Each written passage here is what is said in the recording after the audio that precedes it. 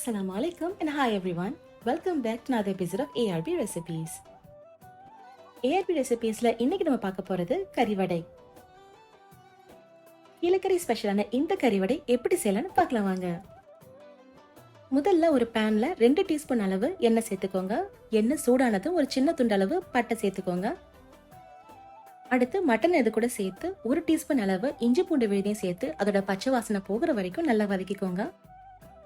இது கூடவே 1 டீஸ்பூன் அளவு மிளகாய்த்தூள் அளவு உங்களுடைய காரத்துக்கு ஏற்ப நீங்க கூடவோ குறைக்கவோ செஞ்சுக்கலாம். ஆனா 1 டீஸ்பூன் அளவே போதுமானதா தான் இருக்கும்.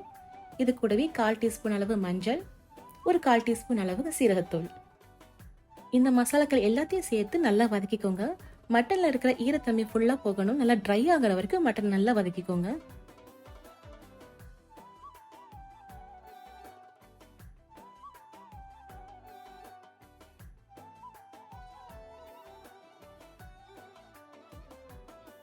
மட்டன் நல்லா ட்ரை ஆகி இந்த ஸ்டேஜுக்கு வரணும். அதாவது மட்டன்ல இருக்கிற ஈரத்தன்மை ஃபுல்லா இவாபரேட் ஆகி இந்த அளவுக்கு நல்லா ட்ரை ஆகிற வரைக்கும் நல்லா வதக்கிட்டு இப்போ இதை நம்ம எடுத்து வச்சுக்கலாம். நான் 1 கப் அளவு கடலை பருப்பை ஒரு 2 மணி நேரத்துக்கு முன்னாடி நல்லா ஊற வச்சு வச்சிருக்கேன்.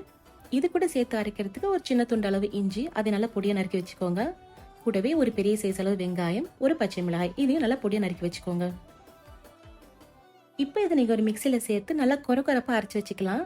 இப்போ மசாலா வடைக்கெல்லாம் அரைப்போம் இல்லையா, அது போல தண்ணீர் எதுவுமே சேர்க்காம நல்லா கொரப்பா அரைச்சு வச்சுக்கோங்க. ரொம்ப ஃபைன் பேஸ்டா அரைச்சிடக்கூடாது. ஓரளவுக்கு இந்த பருப்பு 1-2 தெரியதான் செய்யணும். அப்பதான் பாக்குறதுக்கும் நல்லா இருக்கும், சாப்பிடறதுக்கும் இந்த கறி வடை நல்லா இருக்கும். அரைச்சி எடுத்து இந்த விழுத ஒரு பாத்திரத்துல டிரான்ஸ்ஃபர் பண்ணிக்கோங்க. இது கூடவே 1 டீஸ்பூன் அளவுக்கு கரம் மசாலா, 1/2 டீஸ்பூன் அளவுக்கு பிரியாணி மசாலா, நீங்க எந்த பிராண்ட் பிரியாணி மசாலா வேணாலும் பயன்படுத்தலாம். தேவையான அளவு உப்பையும் சேர்த்துக்கோங்க. இது கூடவே நம்ம ட்ரையா ரெடி பண்ணி வச்சிருக்கிற மட்டனையும் சேர்த்து நல்லா மிக்ஸ் பண்ணி விட்டுக்கோங்க. இப்போ இதை நம்ம ஒரு குட்டி குட்டி பால்ஸா உருட்டி எண்ணெயில பொரிச்சு எடுக்க வேண்டியதா. அவ்வளவுதான், கறி வடை சூப்பரா ரெடி ஆயிடும். வாசனைக்காக கருவேப்பிலை ஒரு கொத்து நல்லா சின்ன சின்ன துண்டுகளாக்கி சேர்த்துக்கோங்க.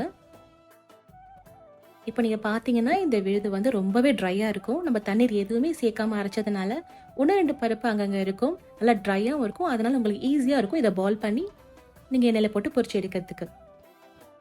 அடுத்து ஒரு பேன்ல இந்த உருண்டைகளை பொரிக்கிறதுக்கு தேவையான அளவு எண்ணெய் சேர்த்துக்கோங்க. எண்ணெய் நல்லா சூடாகட்டும். எண்ணெய் நல்லா சூடானதும் தீயை நல்லா மிதமான தீயில வச்சுக்கோங்க. இப்போ சின்ன சின்ன உருண்டைகளா இந்த கறி வடையை உருட்டி இந்த எண்ணெயில நல்லா ஒரு கோல்டன் ப்ரௌன் கலர் வர வரைக்கும் நல்லா பொரிச்சு எடுத்துக்கோங்க.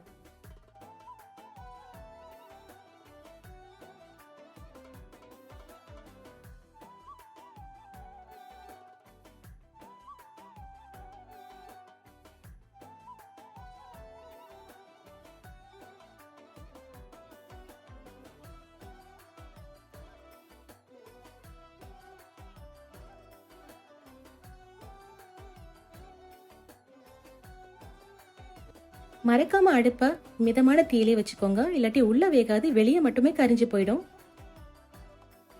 உருண்டைகள் நல்லா ஃப்ரை ஆகி இது போல நல்லா பொன்னிறமானதும் ஒரு பிளேட்ல டிரான்ஸ்ஃபர் பண்ணிக்கலாம்.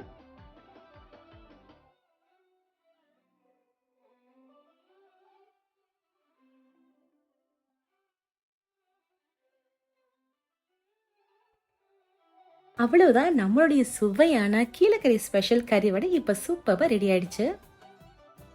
ஈவினிங் டீ டைமுக்கோ இல்ல உங்க வீட்டுக்கு கெஸ்ட் வரும்போதோ இந்த வித்தியாசமான ரொம்பவே சூப்பரான கறி வடையை நீங்க செஞ்சு அசத்தலாம். நான் ஆக்சுவலா இதை இஃப்தாருக்கு தான் ரெடி பண்ணியிருந்தேன். ஆனா வீடியோஸ் அப்லோட் பண்றதுக்கு என்னால முடியல, ரொம்பவே பிஸியா போயிட்டு இருந்ததுனால. அதனால நம்ம சேனல் ரொம்ப பிரேக் விட்டுடுச்சு. இனிமே இன்ஷா அல்லாஹ் நம்ம சேனல்ல அடிக்கடி வீடியோஸ் வரும். ஸோ கண்டிப்பா பார்த்து சப்போர்ட் பண்ணுங்க.